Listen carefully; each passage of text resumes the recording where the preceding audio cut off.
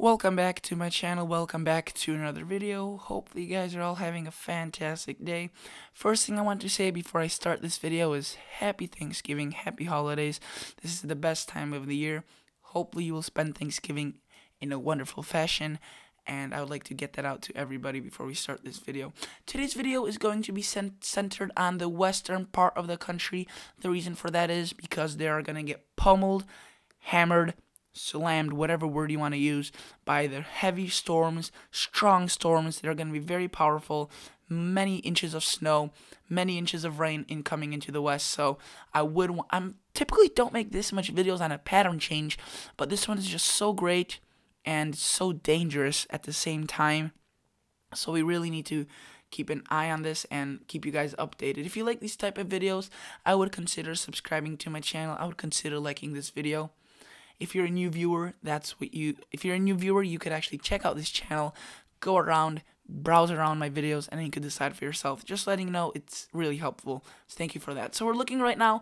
This is the first storm that is entering into the west. It's impacting states like California, Oregon, and Washington mainly. And it doesn't look as impressive on the radar as the GFS shows. There's some rain showers, some scattered showers, some bands of rain, some snow in the upper elevations, but not as much as its GFS is showing. But still, this is the first storm. It's going to bring several inches, if not a foot, to the Sierra Nevadas and into states and cities along the west in the upper elevations in terms of snow, and then the rain will be fairly significant. So we move on with the next storm, and it's even more significant. There's even more snow. It's more centered on the northwestern part of the country. You can see Northern California, northwestern Nevada, Oregon, Idaho, and Washington seeing mainly the brunt of these storms, of this storm I should say. And this storm actually lasts for quite a bit. It has quite a bit of moisture with it, and it starts dragging itself south as we go on and produces a nice little snow band out into the Midwest, which we may need to monitor because that may be a pretty large snowstorm that we will need to watch. We go on into Sunday, into Monday. We see another, I wouldn't call this a storm. It's way out further to the north, and just a weak cold front behind this starts bringing in some moisture. And this next storm you could see is very large. Again, this is, I think, the fourth or fifth storm that comes in. I think this is the fourth storm, and brings in, again, quite a bit of rain to the northwest and potentially another band of snow. And then this storm behind that, this is into next week, Wednesday into Thursday, is just massive, enormous. You could see bringing tons of rain to California, especially central to northern California, and pretty much a whole northwest will be slammed and blasted by snow and heavy rain. And this storm actually gets there's actually many lows. There's one right here, one over here, and it gets fairly far down to the south. The cold air is plentiful at this time with this storm, and cities like Las Vegas, Los Angeles could be seeing quite a bit of that rain. We move on, and you can see potentially into the central part of the country another storm. So we're looking at a very active, very interesting, dynamic pattern. As I made a video on it yesterday, it was a very unique pattern, and we will need to keep an eye on it, and as we have been for the past couple of weeks. I made a video, I think, on this pattern change almost 2 weeks ago now, and it did come true. So I was fairly spot on with this pattern change coming in, and we see this. I think this is the 6th or the 7th or even the 8th storm coming in. Again, bringing in snow and rain, so we get this reoccurring pattern of very large amounts of rain and snow. In terms of total accumulated precip, it's just mind-boggling. We are seeing in Northern California and Washington, Oregon and Washington, up to 2 feet of rain, which is ridiculous. They do need the rain, but I don't know if they want in this large amounts, because this will just be ridiculous. Southern California will be seeing less rain than most locations. That's due to the fact that this pattern will mainly be focused on this I don't know if you want to call this northwestern part of the western part of the United States. States like Arizona, New Mexico, and Southern California, regions I should say, like Southern California, will be mainly not affected by this as much as those northern states will be. In terms of snow, we are looking at even greater amounts. You could see the Sierra Nevada, 40, 60, 70, 40, 50, 60, 70 inches of snow, and quite a bit in the mountains. This is looking like a fairly big event, fairly big pattern change. That's why I've made so many videos on this already. In terms of the temperatures, I would like to show you the 2-meter temperatures anomalies, which show you whether it's going to be below or above average at what given time. Now, this is at 12Z Wednesday, November 21st. So for those that are asking, what does 12Z mean? 12Z is the time frame at which this model is showing depicting the precip, any of these categories that you can click on. That's what the time will be. 12Z is somewhere around 7 to 8 o'clock in the morning. 18Z is somewhere around 2 to 3 in the afternoon. 00Z, which is technically midnight, but it's usually somewhere around 7 to 8 o'clock in the evening. And then 6Z is somewhere around 2 to 3 in the morning.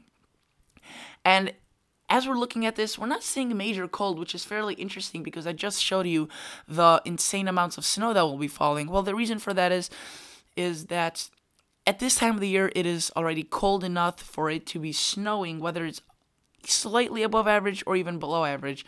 It doesn't need to be insanely cold for it to be snowing in the upper elevations. It just needs to be around average, and there will be plenty of, as long as there is moisture, and as we saw, there's going to be plenty of storms with moisture coming in. So somewhere in between the upper elevations more cold, the lower elevations more warm, and we go through this, no major cold outbreaks. Actually, we see a fairly warm pattern, just a very active warm pattern, I would say, with plenty of snow and rain. Even though that may contradict each other, what I'm saying right now, it really doesn't, as I just explained. So in terms of the 2-meter temperature shaded, which shows you the actual temperatures which will occur, we see that during the day, actually, there's not many locations that are below freezing other than the higher elevations, but during the nights and definitely during the early morning parts of the day, we see those cold temperatures diving into the southern United States, or I should say more southern than they were during the day, and that will be enough to produce that snow that will be falling basically anytime it wants with these storms.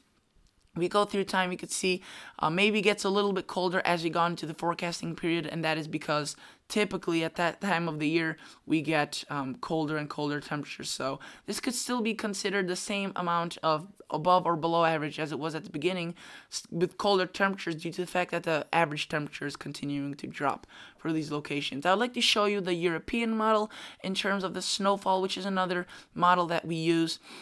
It's not on Tropical Tidbits, but that is perfectly fine. I have this website, windy.com, and you can see that there is, again, it agrees with this, insane amounts of snow. If we click on the Sierra Nevada, I think it's 60 inches. Let's go into the Grand Tetons, Yellowstone, 1450 inches. Let's go to the ski resorts in Colorado, Vail, Breckenridge, very good amounts of snow. This is exactly what they want and will need for these parts of the woods. I mean, definitely, this is great news for the ski resorts and many locations.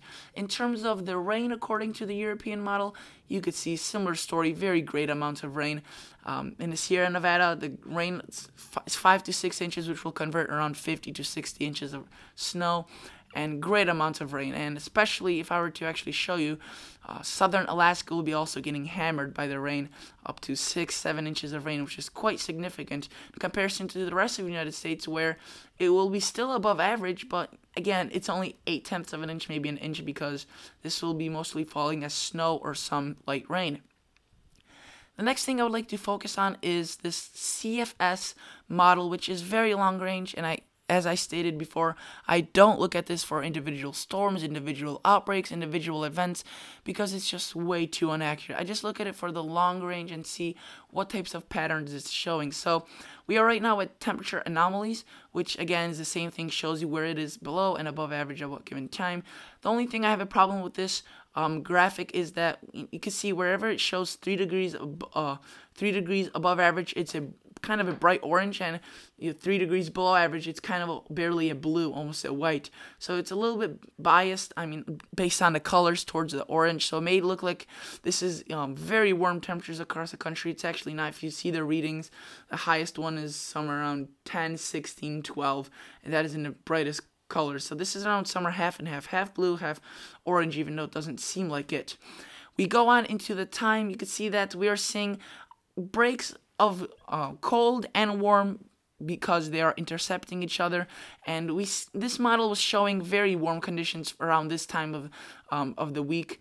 around this time of the month, this early December last week, and right now it's backing off on that. So this model I thought actually would be a little bit better, but it's not as good as I hoped it would be. You can see it's showing some chunks of polar vortexes coming into the of the polar vortex into the northeast and midwest, but as you go in time, we could start seeing maybe some cooler and warmer temperatures, kind of a mishmash. But you can see by this is around Christmas time, they're showing almost negative 40 degrees below average, which would be just ridiculous. If we were to look at the GFS, if we were to go back to the tropical tidbits, they have the CFS, which they show bi-weekly, which in my opinion is a little bit better because it has a little bit more moderation. I would like to go to the United States, so the continental United States, and this is week 1, so a little bit cooler across much of the country. Week 2, the cold air slides, especially further to the south. Week 3, somewhere in between, some areas warmer, some areas cooler.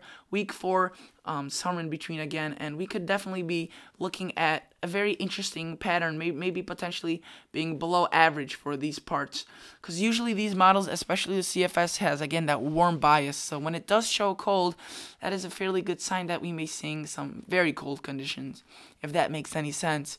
So that is basically it for today's video. I just want to give an update on the West, kind of an update on the pattern. Hopefully you enjoyed, hopefully you learned something new, and consider subscribing to my channel, consider liking the video, and I'll catch you all guys in the next episode. See ya!